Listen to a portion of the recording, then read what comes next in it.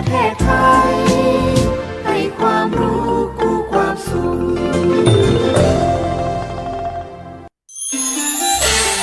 สื่อความรู้สู่ความหาจากใจวิทยุแห่งประเทศไทยภาคเหนือตอนบน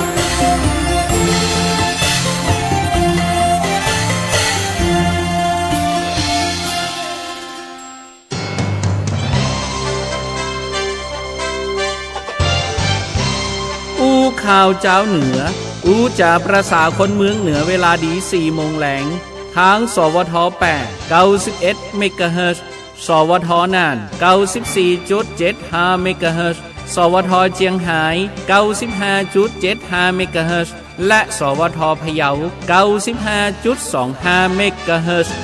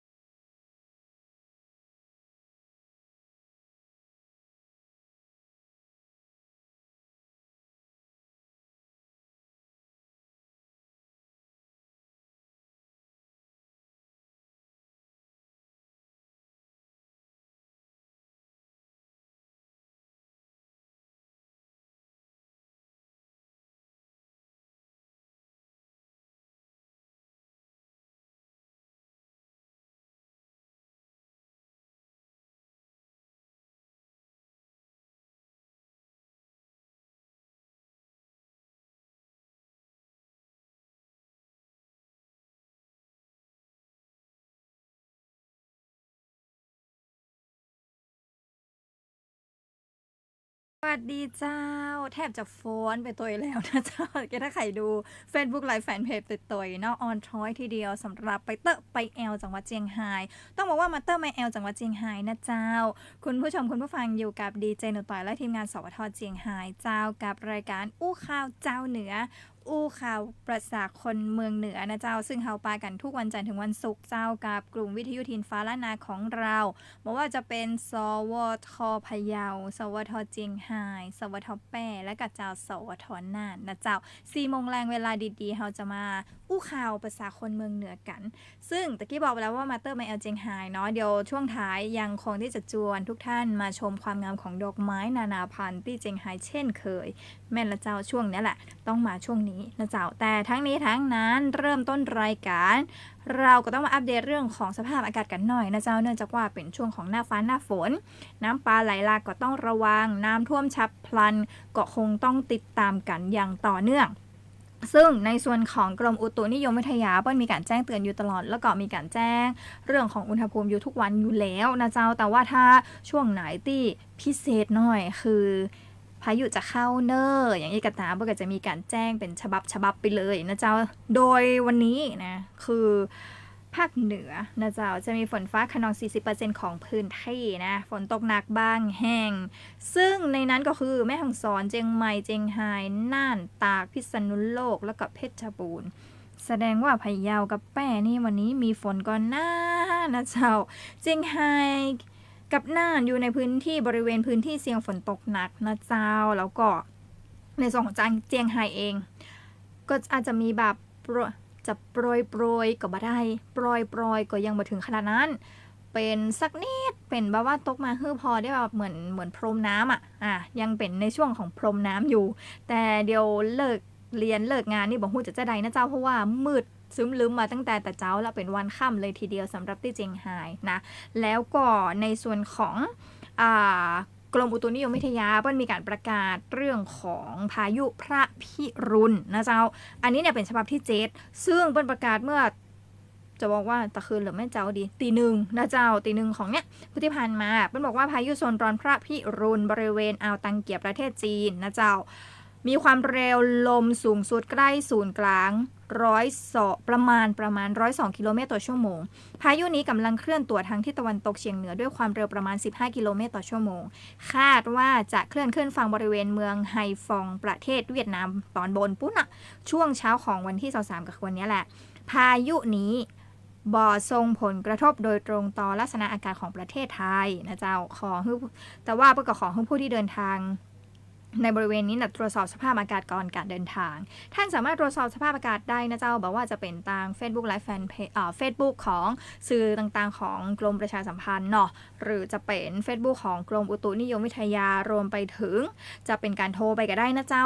1182ตลอด24 ชั่วโมงเจ้าหน้าที่กรมอุตุเพิ่นก็บอกเหมือนกันว่าจะมีแบบพ่อป้าแม่ป้าที่เพิ่นต้องบริหารจัดการเรื่องของน้ำต่างๆเจ้าเกี่ยวกับเรื่องของการเกษตรก็จะมีการโทรไปถามเช่นกันซึ่งในส่วนของฝนนะเจ้าตีเกิดขึ้นเนี่ยเปิ้ลก็เลยมีการสรุปปริมาณฝนสะสมรายวันคือเปิ้ลสรุปไว้ที่วันที่20ถึง22กรกฎาคมนะคุณผู้ฟังโดยวันที่22ล่าสุดปริมาณฝนสูงสุดเนี่ยคือฝนหนักเลยนะหนักหน่วงเลยวัดได้ที่ 54.2 มิลลิเมตรที่กาญจนบุรีเจ้าแต่ที่มาเล่าสู่กันฟังคือเปิ้ลจัดอันดับไว้ที่10อันดับปริมาณน้ำฝนสูงสุดเจียงไฮ้ติด1ในนั้นนะเจ้าคือกาญจนบุรีเนี่ยลำดับ1นครพนมลำดับ2และเจียงไฮ้อันดับ3นะเจ้าคุณผู้ฟังคุณผู้ชมดังนั้นท่านจะต้องเฝ้าระวังเรื่องของน้ำท่วมฉับพลันน้ำป่าไหลหลากตัวเช่นกันนะแล้วก็ในส่วนของฟ้าฝนอย่างต่างๆนะเจ้าเปิ้ลก็มีการแจ้งเตือนเนาะแจ้งเตือนฝนตกละแล้วก็แจ้งเตือนเรื่องของปริมาณน้ำต่างๆตัวเพราะว่าหลายพื้นที่นะเจ้าต่างที่เกิดขึ้นเนี่ยก็จะมีเรื่องของน้ำท่วมฉับพลันน้ำป่าไหลหลากตัวเช่นกันแล้วก็ในส่วนของกองอำนวยการน้ำแห่งชาตินะเจ้าเปิ้ลก็มีการแจ้งเตือนเรื่องของการเฝ้าระวังน้ำท่วมฉับพลันน้ำป่าไหลหลากช่วงของวันที่24ถึง31กรกฎาคม โดยภาคเหนือเรามาดูกันภาคเหนือเนี่ยจังหวัดเจียงไฮ้นะเจ้าพื้นที่เฝ้าระวังน้ำท่วมฉับพลันคืออำเภอเมืองเจียงไฮ้อำเภอแม่สายอำเภอแม่จานและอำเภอพานนะส่วนพะเยาจะเป็นที่อำเภอเมืองพะเยาปงเจียงคามและก็เชียงม่วนส่วนที่จังหวัดน่านนะเจ้าอำเภอเมืองน่านเฉลิมพระเกียรติทุ่งช้างเชียงกลางสองแควปัวและก็ท่าวังผาและก็ที่แป้จะเป็นในส่วนของพื้นที่อำเภอเมืองแป้เด่นชัยลองและก็หวังชิ้นดังนั้นพื้นที่ที่กล่าวไปนะเจ้าท่านจะต้องเฝ้าระวังเรื่องของน้ำท่วมฉับพลันนะอันนี้เพิ่นแจ้งเตือนเรื่องของน้ำท่วมฉับพลันแล้วก็เฝ้าระวังระดับน้ำเพิ่มขึ้นอย่างฉับพลันและก็ระดับน้ำล้นตลิ่งและก็น้ำท่วมขังในพื้นที่ลุ่มน้ำซึ่งก็คือบริเวณแม่น้ำสายหลักและก็แม่ลำน้ำสาขาของแม่น้ำน่านนะเจ้าก็คืออำเภอเวียงสาจังหวัดน่านเนาะอันนี้ที่เปิ้นแจ้งคือเฝ้าระวังนะเจ้าก็มาแจ้งเตือนกันเพื่อที่ว่าเราจะได้เปิ้นว่ารู้รับปรับตัวพร้อมรับมือกับสถานการณ์ภัยพิบัติต่างๆนะเดี๋ยวไปพักกันสักก้ามนะเจ้าแล้วช่วงหน้าปีกมาโคตรสวายกระจายข่าวกันเจ้า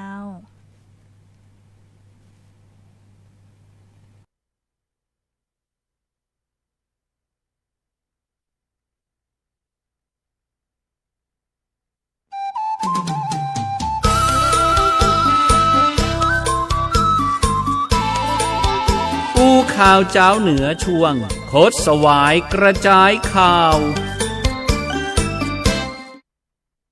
โคตรสวายกระจายข่าวเจ้าคุณผู้ฟัง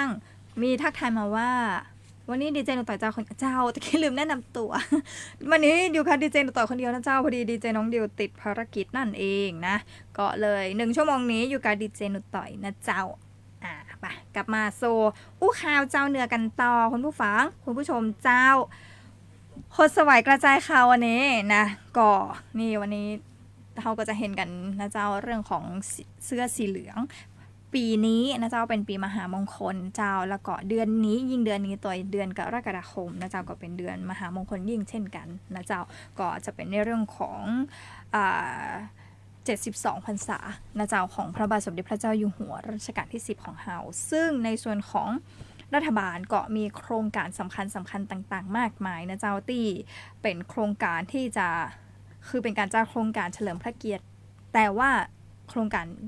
เฉลิมพระเกียรติต่างๆนี้จะเกิดผลประโยชน์กับพี่น้องประชาชนในทุกๆด้านอย่างแน่นอนโดยในส่วนของทรัพยากรธรรมชาติและสิ่งแวดล้อมและกระทรวงมหาดไทยเปิ้ลก็มีการทำงานบูรณาการร่วมกันในการที่จะสานต่อโครงการแหล่งน้ำบาดาลขนาดใหญ่แก้ปัญหาภัยแล้งอันเนื่องมาจากพระราชดำริ72แห่งเฉลิมพระเกียรตินั่นเองนะเจ้าคุณผู้ฟังคุณผู้ชมซึ่งทั้งหมดทั้งมวลเจ้าประเทศไทยของเราเนี่ยประสบปัญหาภัยแล้งเป็นระยะเวลามาเมินละแล้วก็ต่อเนื่องเป็นประจำทุกปีประกอบกับมีการขยายตัวของชุมชนเนาะส่งผลให้มีความต้องการใช้น้ำเพื่ออุปโภคบริโภคนักขึ้นระบบประปาที่มีอยู่อันเดิมอยู่แล้วเนี่ยเรามีอยู่แล้วเนาะแต่ว่าไม่สามารถจ่ายน้ำได้ครอบคลุมทั่วทุกพื้นที่เจ้ารวมไปถึงแหล่งน้ำจากผิวดินซึ่งเป็นแหล่งน้ำหลักๆมีปริมาณน้ำบ่เพียงพอต่อความต้องการ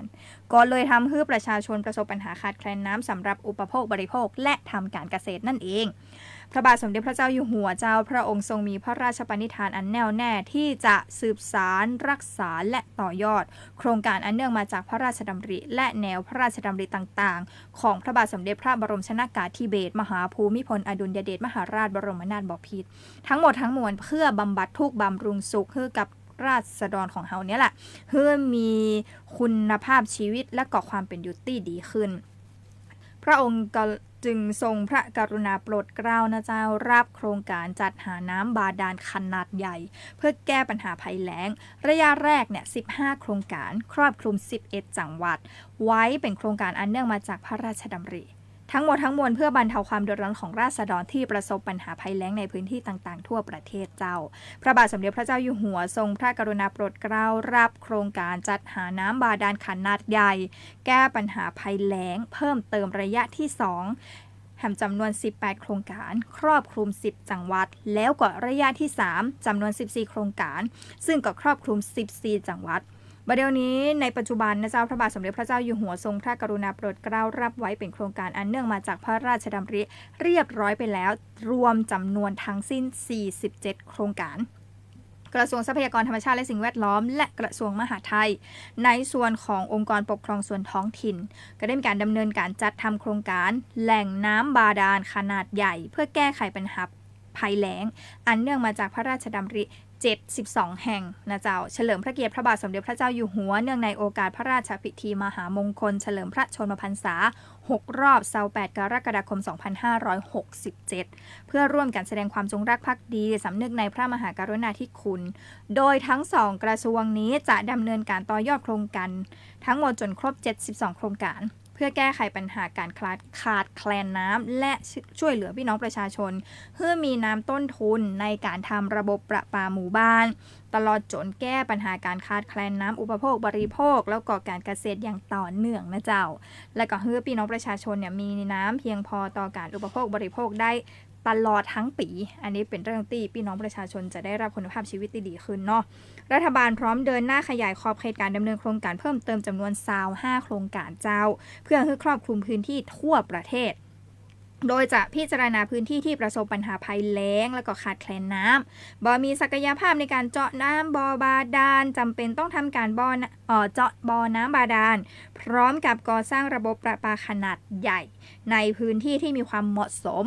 เพื่อช่วยเหลือประชาชนบางที่เดือดร้อนโดยเปิ้ลจะสำรวจข้อมูลภาคสนามแล้วก็ประชาคมนะเจ้าเพื่อคัดเลือกพื้นที่เป้าหมายพร้อมทั้งทำการประเมินศักยภาพน้ำในพื้นที่รวมไปถึงออกแบบระบบกระจายน้ำจากนั้นจะทำการสำรวจออกแบบโครงการพัฒนาระบบประปาบาดาลและก็การก่อสร้างระบบกระจายน้ำนั่นเองทั้งนี้ทั้งนั้นเจ้าพี่น้องประชาชนที่ท่านประสบปัญหาการขาดแคลนน้ำเพื่ออุปโภคบริโภคในพื้นที่หาน้ำแล้งซ้ำซากนะเจ้าจะได้รับการแก้ปัญหาการขาดแคลนน้ำสะอาดอย่างเป็นระบบและก็ยั่งยืนพี่น้องประชาชนในพื้นที่ที่มีน้ำสะอาดใช้ในการอุปโภคบริโภคซึ่งจะส่งผลให้คุณภาพชีวิตของพี่น้องประชาชนในพื้นที่นั้นๆดีขึ้นลดรายจ่ายในการจัดหาน้ำเพื่ออุปโภคบริโภคและก็ทำการเกษตรอันนี้เป็นผลที่ได้จากโครงการที่ทั้ง2กระทรวงนะเจ้ากระทรวงทรัพยากรธรรมชาติและสิ่งแวดล้อมและก็กระทรวงมหาดไทยได้ร่วมกันจัดทำขึ้นเพื่อเป็นในส่วนของโครงการเฉลิมพระเกียรติพระบาทสมเด็จพระเจ้าอยู่หัวเนื่องในโอกาสปีมหามงคลนี้นะเจ้าอันนี้ก็คือโคตรสวายกระจายข่าวเนาะเดี๋ยววันนี้ยังคงมีหลากหลายเรื่องราวนะเจ้าของอู้ข่าวเจ้าเหนือช่วงหน้าปีกมาโคตรสวายกระจายข่าวข่าวสารบ้านเฮาเจ้าพะเยาเจียงไฮ้นะเจ้า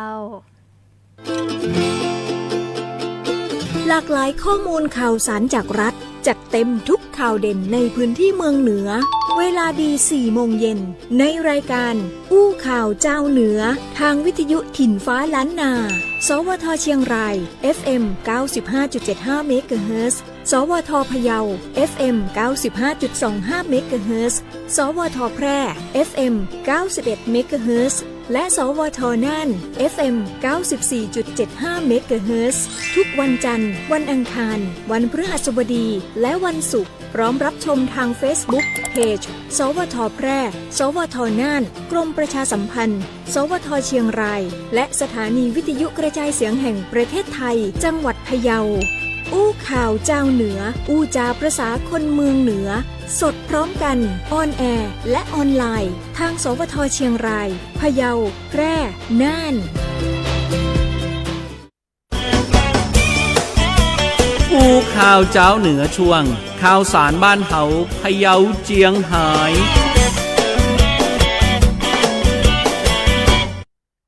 ข่าวสารบ้านเฮาพะเยาเจียงไฮ้นะเจ้าอู้ข่าวเจ้าเหนืออยู่กับดีเจนุชต่อยนะเจ้าทักทายคุณโชคชัยน้อยนุชท่านผู้รับฟังและรับชมผ่านทาง Facebook ไลฟ์แฟนเพจสวทจุดเชียงรายเว้นวรรคกรมประชาสัมพันธ์ขอเพลงร้องแม่ปิงเดี๋ยวจะเปิดฮื้อหลังจากที่เฮาไปรับฟังข่าวสารจากพะเยาและเจียงไฮ้นะเจ้าคุณโชคชัยเจ้าอ่ะมาที่ข่าวสารบ้านเฮานะเจ้าเจียงไฮ้กันพ่องเป็นเรื่องของการท่องเที่ยวนะเจ้าเจียงไฮ้เป็นเมืองรองแต่ก็จะมีกิจกรรมการท่องเที่ยวอยู่ตลอดทั้งปีเจ้าซึ่งล่าสุดทสำนักงานเจียงไฮ้เปิ้ลมีการจัดกิจกรรม Agent Fam Trip นำคณะผู้ประกอบการนำเที่ยวไปศึกษาดูงานที่หมู่บ้านปลอดขยะ Zero Waste โป่งศรีนครอำเภอป่าแดดจังหวัดเจียงไฮ้นะเจ้าโดยทางท่านวิสุทธิ์บัวชุมเจ้าท่านผู้อำนวยการท่องเที่ยวแห่งประเทศไทยสำนักงานเจียงไฮ้เปิ้นได้มีการนำคณะผู้ประกอบการนำเที่ยวนอกจากจังหวัดเจียงใหม่และก็เจียงไฮ้นะเจ้าไปทัศนศึกษาเยี่ยมชมศูนย์การเรียนรู้หมู่บ้านปลอดขยะ Zero Waste โป่งศรีนครชุมชนคาร์บอนต่ำตำบลโรงช้างอำเภอป่าแดดจังหวัดเจียงไฮ้ซึ่งก็จัดขึ้นภายใต้กิจกรรม Agent Fam Tripเปิ้นจัดไปเมื่อวันที่20ถึง23กรกฎาคมนะเจ้าวันนี้แหมวันหนึ่งเนาะเพื่อเป็นข้อมูลนำเสนอขายแพ็กเกจท่องเที่ยวต่างๆในจังหวัดเจียงไฮ้โดยการทัศนศึกษาที่ชุมชนโป่งศรีนครนะเจ้าเปิ้นก็มีกิจกรรมที่น่าสนใจแล้วก็มีฐานการเรียนรู้นักขนาดอันนี้ไปมาแล้ว ไปด้วยตัวเองมาแล้วตัวมีนักจริงๆนะเจ้าซึ่งเปิ้นกับผู้ประกอบการนำเที่ยวเนี่ยได้สัมผัสประสบการณ์ท่องเที่ยวในชุมชนหลากหลายรูปแบบไม่ว่าจะเป็นชมฐานเรียนรู้การจัดการขยะในโรงเรียนกราบพระในวัดศรีบุญยืนพร้อมทั้งชมวิหารจากขยะ11 ล้านคุณผู้ฟังคุณผู้ชมชมฐานเรียนรู้กลุ่มจักสารแปรรูปเศษผ้าการแปรรูปสมุนไพรการทำดักปลาไหลนะไม้กวาดแล้วก็พวงกุญแจจากเศษพลาสติกรีไซเคิลนะเจ้ามีฐานเรียนรู้โฮมสเตย์เฮือนป้อแควนเยี่ยมชมเฮือนนี้ไปแล้วเย็นขนาดโน้คุณผู้ฟังเนาะเยี่ยมชมถนนสายขยะ14 ล้านบาทศึกษาโครงการกระจายน้ำจากพลังงานแสงอาทิตย์โดยระบบท่อ 2,500 ไร่จากขยะ32 ล้านบาทเจ้าเยี่ยมชมโรงงานแปรรูปโรงกลั่นจุฬาแล้วก็กราบอนุสาวรีย์พระยามังรายที่บ้านเป็นการกราบอนุสาวรีย์พระยามังรายหลวงนะเจ้าที่บ้านโป่งศรีนครโดยทั้งนี้ทั้งนั้นเจ้าผู้ที่สนใจการท่องเที่ยววิถีชุมชนหรือจะศึกษาดูงานที่ศูนย์การเรียนรู้หมู่บ้านปลอดขยะ Zero Waste โป่งศรีนครชุมชนคาร์บอนต่ำท่านก็ประสานไปยังป้อกำนันมานพเจ้าเปิ้นเป็นผู้นำในพื้นที่ในการที่จะบริหารจัดการการท่องเที่ยวในพื้นที่อยู่แล้วอันนี้ก็เป็นเรื่องของการสนับสนุนการท่องเที่ยวนะเจ้าการท่องเที่ยวเป็นแห่งหนึ่งนโยบายสำคัญที่รัฐบาลให้ความสำคัญมากเพราะว่ารายได้ต่างๆของประเทศเฮาหรือว่าแม้แต่ในพื้นที่แต่ละจังหวัดเองก็ได้มาจากเรื่องของการท่องเที่ยวอย่างเจียงไฮ้ตัวก็เช่นกันนะเจ้าอ่ะขอบคุณผู้สื่อข่าวคุณวศินทร์คำพิรวงศ์นะเจ้าจากเจียงไฮ้ไปพะเยากันพ่องนะเจ้าคุณผู้ชมคุณผู้ฟังสำนักงานโยธาธิการและผังเมืองจังหวัดพะเยาจัดโครงการพัฒนาพื้นที่ต้นแบบเพื่อพัฒนาคุณภาพชีวิตแบบอารยเกษตรตามแนวพระราชดำริเจ้าโดยทางท่านผู้ว่าราชการจังหวัดพะเยาเจ้านายรัฐพลนราดิศรเปิ้ลได้เป็นประธานในโครงการพัฒนาพื้นที่ต้นแบบเพื่อพัฒนาคุณภาพชีวิตแบบอารยเกษตรตามแนวพระราชดำริเนื่องในโอกาสมหามงคลเฉลิมพระชนมพรรษา6 รอบ 72 พรรษา28 กรกฎาคม 2567 ของพระบาทสมเด็จพระเจ้าอยู่หัวซึ่งกระจัดขึ้นวันนี้นะเจ้า23 กรกฎาคมที่หนองเลงทรายตำบลเจริญราษฎร์อำเภอแม่ใจจังหวัดเชียงรายแม่ใจติดเมืองพานจังหวัดเชียงรายเนี่ยแหละตะกี้เป็นแม่ใจจังหวัดพะเยานะเจ้าอุพินซึ่งก็มีหลายๆภาคส่วนนะเจ้ารวมไปถึงพี่น้องภาคีเครือข่ายไปร่วมกิจกรรมโดยทางโยธาธิการและผังเมืองจังหวัดพะเยาเจ้านายนรินทร์กวางทองเพิ่นบอกว่าสืบเนื่องจากปลัดกระทรวงมหาดไทยได้มอบหมายให้กรมโยธาธิการและผังเมืองดำเนินโครงการพัฒนาพื้นที่ต้นแบบเพื่อพัฒนาคุณภาพชีวิตแบบอารยเกษตรตามแนวพระราชดำริโดยมีพื้นที่นำร่องใน6จังหวัดซึ่งก็ได้แก่จังหวัดพะเยาบริเวณหนองเลงทรายจังหวัดอุบลราชธานีจังหวัดนครนายกจังหวัดจันทบุรีจังหวัดกาญจนบุรีและก็จังหวัดสตูลเพื่อร่วมเฉลิมพระเกียรติพระบาทสมเด็จพระเจ้าอยู่หัวเนื่องในโอกาสมหามงคลเฉลิมพระชนมพรรษา6 รอบ 72 พรรษา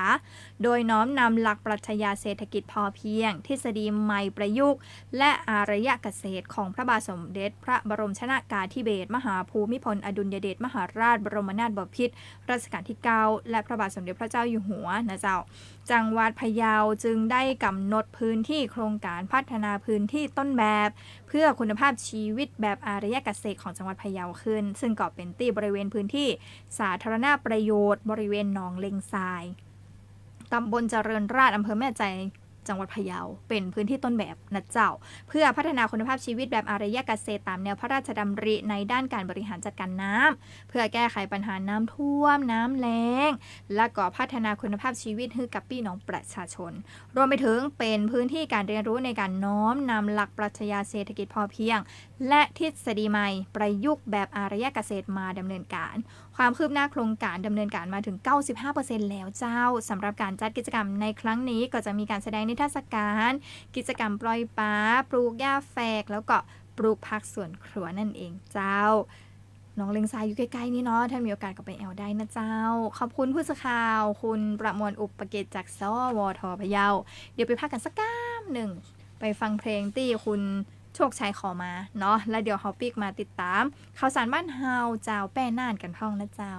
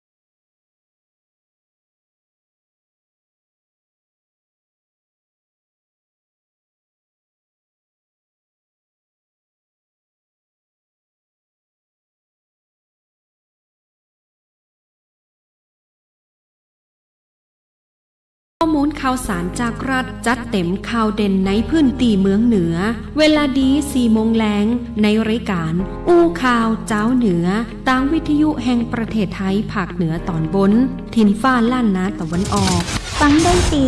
สวท8 FM 91เมกะเฮิรตซ์สวทน่าน FM 94.75เมกะเฮิรตซ์สวทเจียงไฮ้ FM 95.75เมกะเฮิรตซ์และสวทพะเยา FM 95.25เมกะเฮิรตซ์พร้อมรับชมตาม Facebook เพจสวท8เพจสวทเจียงไฮ้เพจสวทน่านกรมประชาสัมพันธ์และเพจสถานีวิทยุกระจายเสียงแห่งประเทศไทยจังหวัดพะเยาทุกวันจันทร์วันอังคารวันพฤหัสบดีและวันศุกร์สดพร้อมกันออนแอร์และออนไลน์อู้ข่าวเจ้าเหนืออู้จ๋าประสาคนเมืองเหนือ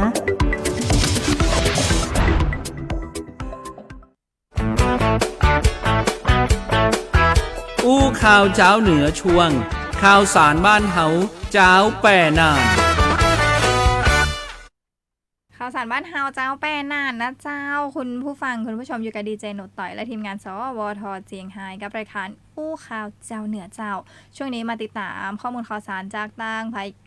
พะเยาไปแล้วเนาะทางน่านต่างแป้ห้องนะเจ้าไปที่น่านก่อนนะเจ้าอำเภอเวียงสาเพิ่นได้ร่วมกันใส่บาตรนะเจ้าแล้วก็เปิ้นฮ้องว่าร่วมใส่บาตรเทียนสืบสานประเพณีใส่บาตรเทียนเจ้าซึ่งถือเป็นประเพณีที่มีที่เดียวในประเทศไทยนะกิจกรรมนี้จัดขึ้นเมื่อวันที่22 กรกฎาคมเจ้าที่วัดบุญยืนพระอารามหลวงซึ่งในอดีตชื่อว่าเวียงป้อนะคุณผู้ฟังคุณผู้ชมตำบลกลางเวียงอำเภอเวียงสาจังหวัดน่านคณะสงฆ์นำโดยพระศรีวชิราเวทีเจ้าพร้อมด้วยพุทธศาสนิกชนชาวอำเภอเวียงสาโดยนำโดยนายโนพพรเรืองสว่างท่านนายอำเภอเวียงสาท่านได้นำพุทธศาสนิกชนคณะศรัทธาวัดบุญยืนพระอารามหลวงและก็นักท่องเที่ยวนะเจ้าพร้อมใจกันร่วมงานบุญประเพณีใส่บาตรเทียนซึ่งอย่างที่เน้นไปว่ามีหนึ่งเดียวในโลกนะคุณผู้ฟังคุณผู้ชมเปิ้นจัดขึ้นหลังจากวันเข้าพรรษา1วันนะปีนี้ใครไม่ได้ไปปีหน้าอยากไปได้เลยหลังวันเข้าพรรษา1วันนะเจ้าซึ่งก็จะตรงกับวันแรม2ค่ำเดือน8ของทุกปีโดยปีนี้ตรงกับวันที่22 กรกฎาคม 2567 เจ้าสำหรับประเพณีใส่บาตรเทียนนะเจ้าเนาะกำเมืองต้องอู้เตียน จะจัดขึ้นหลังวันเข้าพรรษา1วันโดยจัดพิธีสุมาคารวะหรือพิธีขอขมาแก่เจ้าคณะอำเภอและพระเถระชั้นผู้ใหญ่ในคณะที่พุทธศาสนิกชนทั้งหลายต่างก็ถือเอาวันเดียวกันนี้นำเทียนและก็ดอกไม้ไปถวายแก่พระภิกษุสามเณรเพื่อให้พระสงฆ์ในวัดได้นำเทียนนะเจ้ากลับไปจุดบูชาองค์สัมมาสัมพุทธเจ้าและก็ได้จุดศึกษาเล่าเรียนธรรมวินัยในยามค่ำคืนประเพณีใส่บาตรเทียนนี้นะเจ้าถือเป็นประเพณีที่มีที่เดียวในประเทศไทยซึ่งอยู่คู่กับเจ้าอำเภอเวียงสามาเมื่อแล้วเพราะเป็นประเพณีที่มีทั้งฝ่ายสงฆ์และฆราวาสใส่บาตรร่วมกันโดยนำดอกไม้และเทียนมาใส่บาตรโดยถือเป็นประเพณีสำคัญที่คณะสงฆ์และคณะศรัทธาประชาชนชาวเวียงสาได้ปฏิบัติสืบทอดกันมายาวนานเป็นห้องว่าถึงแม้จะปรากฏชัดว่าเริ่มต้นขึ้นเมื่อใดนะเจ้าแต่สันนิษฐานว่าน่าจะเริ่มถือปฏิบัติกันมาตั้งแต่ปีพุทธศักราช 2344 หลังจากเจ้าฟ้าอัฏฐวรปัญโยสร้างวัดบุญยืน1ปีเมื่อปีพุทธศักราช 2343 โดยในยุคเริ่มต้นถือเป็นประเพณีที่ทำเฉพาะวัดบุญยืนและจนถึงปัจจุบันก็มีเพียงวัดเดียวในจังหวัดน่านเจ้าที่สืบสานประเพณีอย่างเหนียวแน่นอาจจะมีแห่งเดียวในเมืองไทยหรือว่าในโลกก็ว่าได้นะเจ้ารวมทั้งแม้ว่าสถานการณ์ได้เปลี่ยนไปมีไฟฟ้าใช้แล้วแต่ว่าเจ้าบ้านก็บ่ได้ละทิ้งฮื้อประเพณีที่สืบทอดมายาวนานนี้เสื่อมถอยไปกลับช่วยกันฟื้นฟูสืบทอดฮื้อกับลูกหลานสืบต่อไปนั่นเองนะเจ้าโดยพิธีจะเริ่มจากที่พุทธศาสนิกชนจะนำเทียนดอกไม้น้ำส้มปล่อยน้ำอบน้ำหอมไปใส่ลงในภาชนะที่ทางวัดจัดเตรียมไว้ภายในพระอุโบสถ แล้วคารวาสก็จะพร้อมใจกันนำอาหารไปถวายภัตตาหารเพลแด่พระภิกษุสามเณรหลังพระฉันเรียบร้อยแล้วเจ้าบ้านก็จะร่วมกันรับประทานอาหารกลางวันหรือข้าวตอนนะเจ้าจากนั้นในช่วงของพิธีใส่บาตรเตียนก็จะเริ่มในเวลา 13 นาฬิกาหรือว่าบ่ายโมงตรงโดยพระภิกษุสามเณรจะกระทำพิธีสู่มาคารวะพระรัตนตรัยคือพระพุทธพระธรรมพระสงฆ์ร่วมด้วยพระกรรมฐานและพระอาจารย์ผู้สอนกรรมฐานรวมถึงการขอขมาแก่เจ้าคณะอำเภอและพระเถระชั้นผู้ใหญ่ผู้มีอายุมากการตามลำดับจากนั้นพระภิกษุสามเณรจะเดินออกมาโบสถ์นำเตียนมาใส่ในบาตรที่ตั้งอยู่บนโต๊ะยาวหน้าโบสถ์เมื่อพระภิกษุสามเณรใส่บาตรจนเสร็จสิ้นแล้วจากนั้นเราพุทธศาสนิกชนก็จะนำเตียนและก็ดอกไม้ที่เตรียมมาเนี่ยเดินใส่บาตรเตียนกันเป็นแถวยาวนะเจ้าด้วยใบหน้าอิ่มเอิบเต็มเปี่ยมไปด้วยศรัทธาโดยเจ้าบ้านส่วนใหญ่นิยมตักบาตรจำนวน99เล่มตามความเชื่อในเรื่องของเลขมงคลจากนั้นกระบวนการสุดท้ายเนี่ยพระภิกษุสามเณรจะแบ่งเตียนและก็ดอกไม้นำห่อด้วยผ้าสบงนำปีกไปวัดของตัวเก่านะเจ้าเพื่อนำไปจุดบูชาพระรัตนตรัยหรือเก็บไว้เป็นมงคลถือเป็นอันเสร็จสิ้นพิธีเจ้าคุณผู้ฟังอย่างที่บอกไปเจ้าเปิ้นจะจัดขึ้นหลังวันเข้าพรรษา1 วันซึ่งก็ตรงกับวันแรม2 ค่ำเดือน8ของทุกปีดังนั้นปีนี้ใครไม่ได้ไปแล้วอยากจะไปร่วมในส่วนของการใส่บาตรเตียนเพื่อสืบสานประเพณีใส่บาตรเตียนที่น่านปีหน้าลงคิวไว้เลยนะเจ้าขอบคุณผู้สื่อข่าวจากสวทน่านคุณจักรพันธ์จันทร์เพ็ญโรจน์เจ้าจากน่านไปเมืองแป้ต่อคุณผู้ฟังคุณผู้ชมที่เมืองแป้นะเจ้าเปิ้นเร่งดำเนินการลอกหรือวัชพืชและก็สิ่งกีดขวางทางน้ำเปิดทางน้ำเตรียมพร้อมรับมืออุทกภัยจากสถานการณ์ฝนตกต่อเนื่องในพื้นที่นั่นเองเจ้าโดยนางสาวรำพูจันตะปตุนะเจ้าหัวหน้าสำนักงานป้องกันและบรรเทาสาธารณภัยจังหวัดแป้เปิ้นเปิดเผยว่าตามที่นายชุติเดชมีจันทร์ผู้ว่าราชการจังหวัดแป้ได้มีการอนุมัติงบประมาณเงินทดลองราชการในเชิงป้องกันหรือยับยั้งภัยพิบัติกรณีฉุกเฉินดำเนินการลอกหรือกำจัดวัชพืชและสิ่งกีดขวางทางน้ำรองรับการระบายน้ำจากฝนที่ตกในพื้นที่อย่างต่อเนื่องซึ่งก็มีสำนักงานป้องกันและบรรเทาสาธารณภัยจังหวัดแป้เป็นหน่วยงานดำเนินการโดยได้นำเครื่องจักรกลที่ได้รับการสนับสนุนจากศูนย์ป้องกันและบรรเทาสาธารณภัยเขต15เจียงไฮ้และก็องค์การบริหารส่วนจังหวัดแป้นะเจ้าดำเนินการลอกหรือกำจัดวัชพืชและก็สิ่งกีดขวางทางน้ำในลำห้วยร่องปลาขาวถ้าเป็นกำเมืองจะบอกห้องป่าขาวเนาะ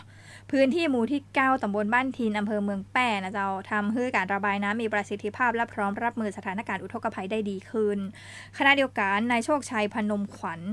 นายกเทศมนตรีเมืองแป้เปิ้นก็ได้ลงพื้นที่ติดตามการดำเนินการลอกหรือกำจัดวัชพืชและก็สิ่งกีดขวางทางน้ำบริเวณลำน้ำแม่แคมด้านหลังสถานีขนส่งผู้โดยสารจังหวัดแป้นะเจ้าโดยได้รับการสนับสนุนเครื่องจักรกลจากองค์การบริหารส่วนจังหวัดแป้ไปดำเนินการขุดลอกเศษขยะวัชพืชตะกอนดินสิ่งกีดขวางทางน้ำออกจากลำน้ำแม่แคมทำให้สามารถระบายน้ำได้ดีขึ้นป้องกันปริมาณในลำเป็นของว่าป้องกันปริมาณน้ำในลำน้ำแม่แคมล้นเข้าท่วมพื้นที่ในเขตเทศบาลเมืองแป้ตุยนั่นเองนะเจ้าช่วงนี้หน้าฟ้าหน้าฝนหน่วยงานที่เปิ้ลมีส่วนเกี่ยวข้องในเรื่องของการขุดลอกทางน้ำต่างๆเพิ่งก็จะบริหารจัดการบ่ให้เกิดน้ำท่วมน้ำขังได้นะเจ้าขอบคุณผู้สื่อข่าวจากสวทแป้คุณธนาชัยสุวรรณกาศเจ้าเดี๋ยวเราไปพักกันสักคำหนึ่งช่วงหน้าจะจวนมาแอลพอดอกไม้งามๆตีเจียงไฮ้นะเจ้าหลากหลายข้อมูลข่าวสารจากรัฐจัดเต็มทุกข่าวเด่นในพื้นที่เมืองเหนือเวลาดี 4 โมงเย็นในรายการอู้ข่าวเจ้าเหนือทางวิทยุถิ่นฟ้าล้านนาสวทเชียงราย FM 95.75 เมกะเฮิรตซ์สวทพะเยา FM 95.25 เมกะเฮิรตซ์สวทแพร่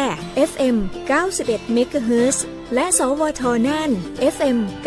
94.75 เมกะเฮิรตซ์ทุกวันจันทร์วันอังคารวันพฤหัสบดีและวันศุกร์พร้อมรับชมทาง Facebook Page สวทแพร่สวทน่านกรมประชาสัมพันธ์สวทเชียงรายและสถานีวิทยุกระจายเสียงแห่งประเทศไทยจังหวัดพะเยา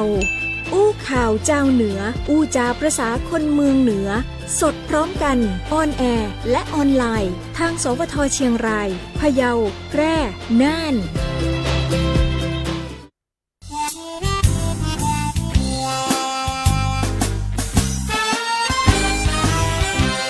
อู้ข่าวเจ้าเหนือช่วงป้าแอวเมืองเหนือ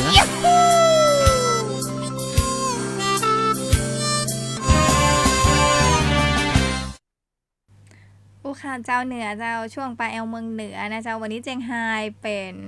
แม่ค้าในการจัดกิจกรรมดังนั้นก็จะมาชวนแอลเจียงไฮ้นี่แหละเจ้า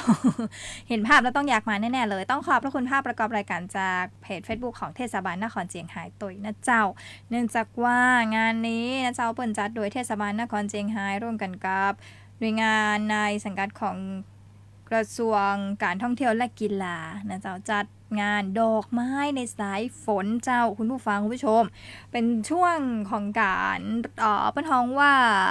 กระตุ้นเศรษฐกิจการท่องเที่ยวนะเจ้าในช่วงกรีนซีซั่นแบบนี้ดอกไม้ในสายฝนเชียงรายดอกไม้งาม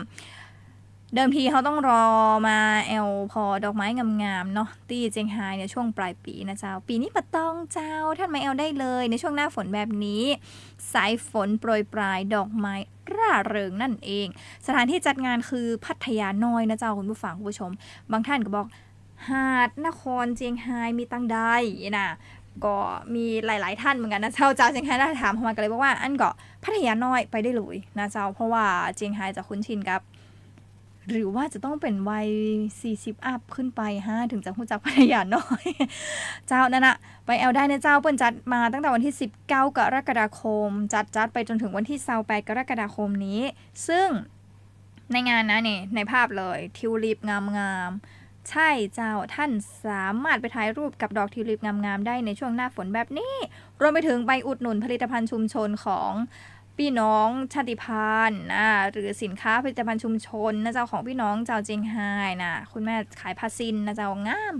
ไปอุดหนุนกันได้นะเจ้ามาช่วยกัน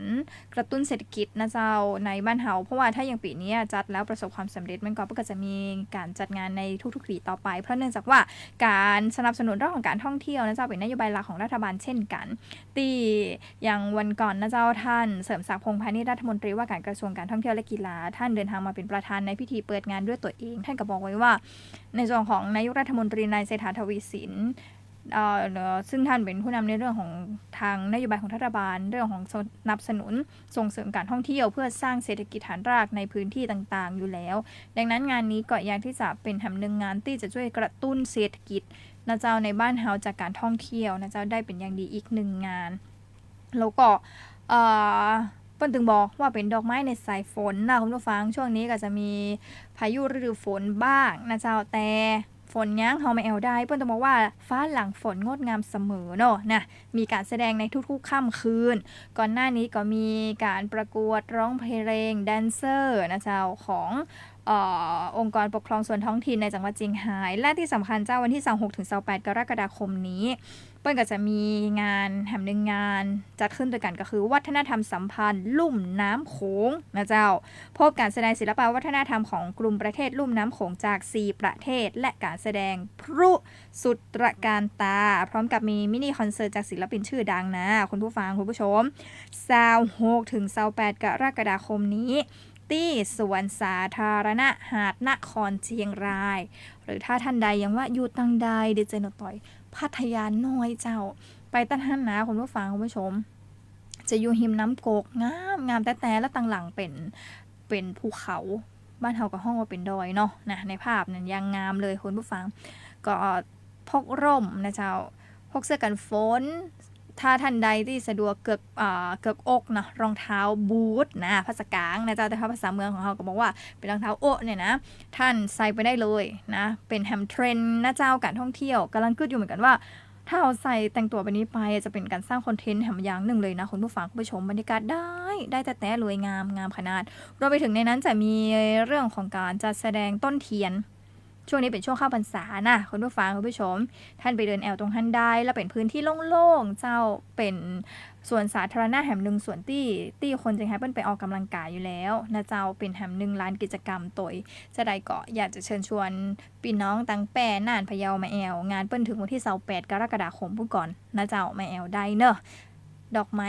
งามๆหลากหลายสายพันธุ์นะเจ้าท่านสามารถมาชมได้วันนี้อู้ข่าวเจ้าเหนือนะเจ้านำโดยท่านผอ.ผอ.วรางคณาอุ่นบ้านผอ.สวท.เจียงไฮ้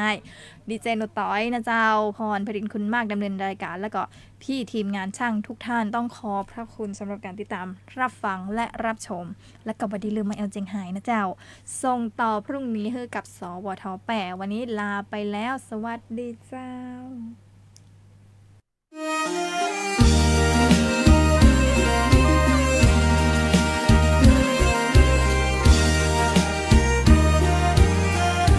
ติดตามรายการอู้ข่าวเจ้าเหนืออู้จากประสาคนเมืองเหนือเวลาดี4 โมงแหลง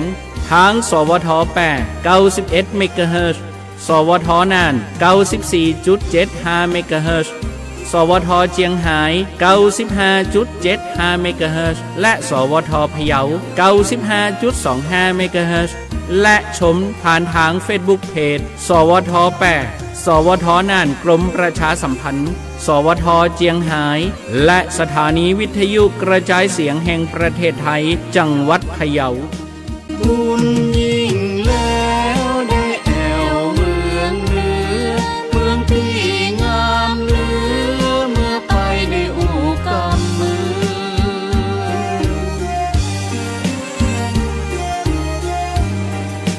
เมืองพระโลว่าเจ้าแห่รุ่งเรืองพระบาทยิ่งเมืองแต่งามแต่เสียมใจแอวเมืองน่านล่องลำน้ำน่านแก่งหลวงตระการสานซากโขดหินน้อยใหญ่พระธาตุแจ้งแจ่งใสสุขใจซึ้งใจไหว้พระเป็นศีเมืองละครนครเขลางรถมาลำปางนั่งปรางนึกเพลิดเพลินดีทำงามพระไทยก็มีหินย้อยงามดีสวยดีน้ำตกตาดเมย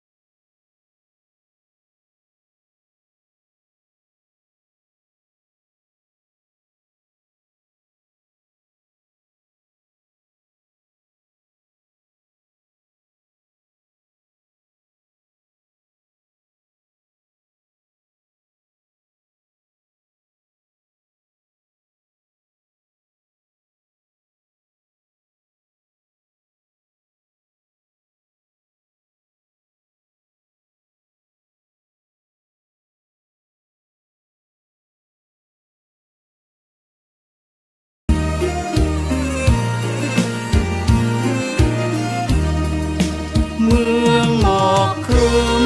คือแม่ห้องสอนมีมนต์โดยสอนแสบสลับเลียมทางมีจางหลายวัดเก่าไม้ศรัทธาเมืองแร่พันนาเพลินตาเอื้องแสะเอื้องดอยแอวเจียงใหม่เมืองงามยิ่งใหญ่เล่นน้ำปีใหม่ได้พอกระทงไหลลอยสาวงามงานแห่งานปอยแอวดอยฮักดอยสุเทพภู